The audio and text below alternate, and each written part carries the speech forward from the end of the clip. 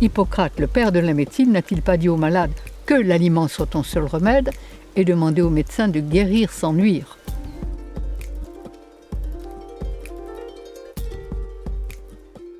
Il faut refaire une véritable philosophie de santé, de bien-être. On ne combat pas la maladie, on refait la santé et les maladies disparaissent. Le mal est l'absence du bien. Le froid est l'absence de chaleur.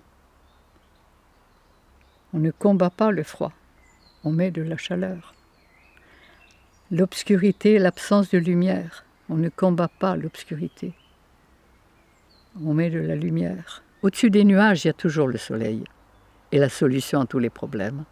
Et je veux faire, et j'ai l'intention, et nous avons l'intention, de faire des éducateurs de santé. La souffrance et la maladie sont là pour nous réveiller. C'est le voyant rouge qui s'allume. Maladie, ça veut dire quoi? Ça veut dire que quand notre corps crie au secours, quand il est en état de souffrance, c'est qu'il veut se libérer, c'est qu'il veut expulser, éliminer des résidus qu'une nourriture qui n'est pas faite pour lui lui a inculqués.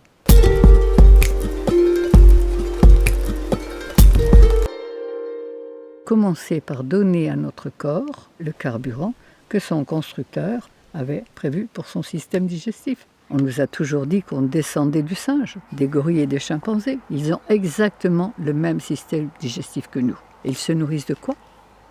Sinon de cueillette. Ils cueillent. Comme nous ne cueillons pratiquement plus, que nous mangeons des paquets, de la viande, enfin une nourriture complètement morte, eh bien automatiquement, on ne reçoit pas l'énergie dont on a besoin et on a besoin d'excitants. Mais c'est très simple. Avec les pâtes en Italie, il y a le café le plus fort. Avec les haricots rouges en Amérique du Sud, il y a le café et le rhum. Avec les hamburgers aux États-Unis, il y a le coca. Avec les frites en Belgique, il y a la bière. Avec le riz en Asie, il y a le thé. Et nous, on a aussi le café, le thé, le coca et tout ça. Et la viande. Mais avec ça, il faut le coup de rouge. Avec les produits laitiers, le fromage, il ne faut pas aussi le vin. Mais avec ça, on s'empoisonne tous les jours un peu, tous les jours, sans s'en rendre compte.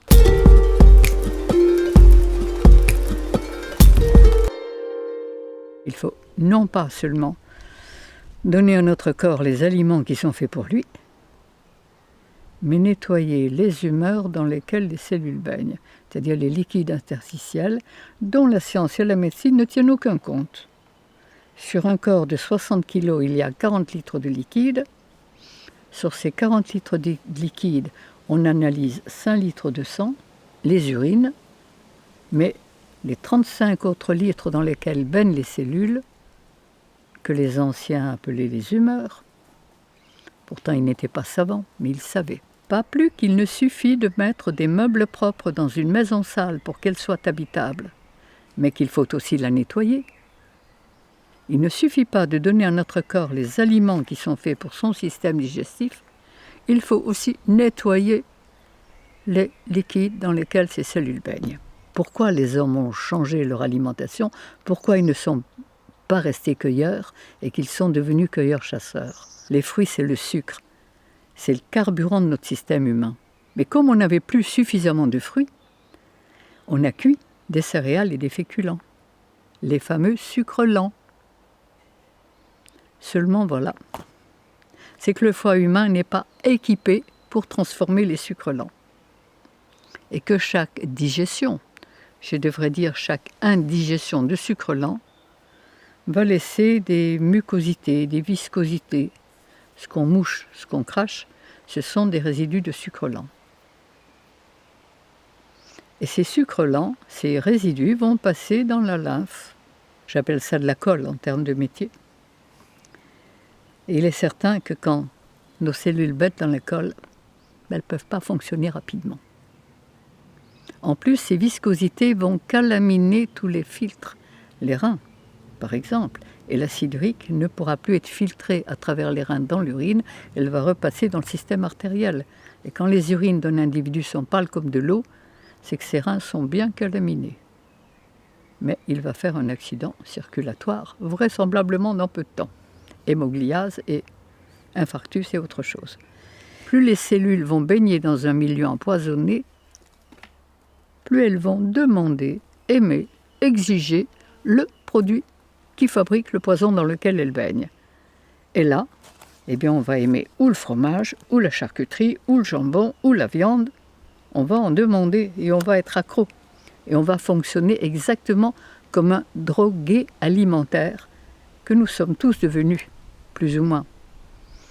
Et quand je demande à quelqu'un de quoi vous n'avez pas envie de vous passer, je sais exactement le point de départ de tous ces problèmes. J'ai l'habitude de dire à tous mes consultants que je risque de les rendre malades pour les guérir. Parce que chaque fois que le corps veut expulser ses résidus, il faut l'aider à le faire. Alors que médicalement, scientifiquement, on empêche le corps d'éliminer. Donc, il n'y a plus de douleur, il n'y a plus de souffrance. Mais au lieu d'éliminer les toxines qu'il voulait éliminer, il les refoule dans ces nappes souterraines et ils ne vont pas rester sans rien faire. Alors, il est bien certain que le but, c'est d'aider, comprendre pourquoi notre corps souffre et l'aider à faire ce qu'il a à faire.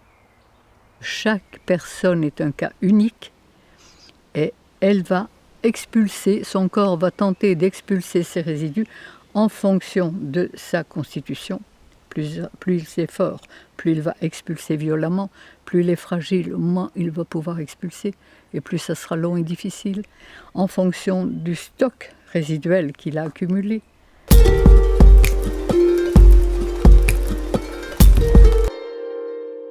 Des stages pratiques de santé. C'est-à-dire que le matin, je montre comment on peut se régaler avec une nourriture vivante. On goûte, on déguste, et l'après-midi, cours théorique sur comment entretenir, comment nettoyer les humeurs, comment les vitaliser, et il y a des tas de techniques, mais il y a des techniques de base. J'ai écrit un livre qui va sortir. Jusqu'à présent, personne n'en a voulu. Les éditeurs m'ont dit « Votre livre a l'étoffe d'un best-seller, Madame Grosjean, mais je ne peux pas le prendre. » Je suis consciente que je démonte tout le système.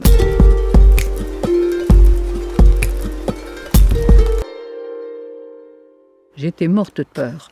J'ai été dans la souffrance la plus absolue. Et c'est pourquoi, sachant ce que je sais, j'ai envie de communiquer et que chacun puisse découvrir qu'il peut être heureux, en forme, créatif. J'ai l'impression de faire ce que j'ai à faire. Et notre rôle, il est, comme les cellules de notre corps, de travailler l'un par l'autre et l'un pour l'autre au service de l'ensemble. Et quand on peut faire ça, on est heureux de le faire. Et quand on est heureux, on peut donner du bonheur.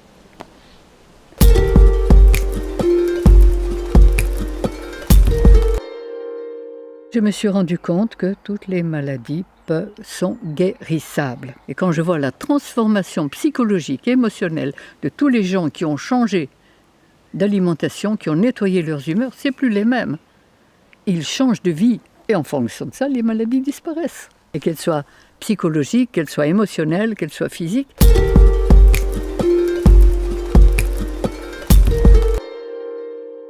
Mon époux a été soigné par vous, Madame Irène Grosjean. Il avait